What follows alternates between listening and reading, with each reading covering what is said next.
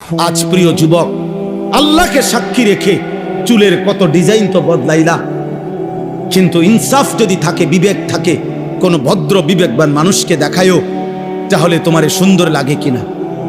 তোমার এই নারী ছবি, তোমার এই জিনা বেবিচারের দৃশ্য, তোমার এই গান বাদ্য, তোমার এই বন্ধুদের অসৎ আড্ডা ফুর্তি, চিৎকার, হই হুল্লুর, পার্ক, রেস্তোরাঁ, মোটর সাইকেলের ঘোরাঘুরি, তোমার এই বন্ধুদের আশার আড্ডা, আর এই উচ্চ কণ্ঠের অনর্থক কথাবার্তার এই গুনাহ, আর রাত্রি জেগে অশ্লীল উলঙ্গ ছবি দেখা, নারী দেখা, নারীর নাচ, নারীর কথা, নারীর গান, অসভ্যতা দেখা।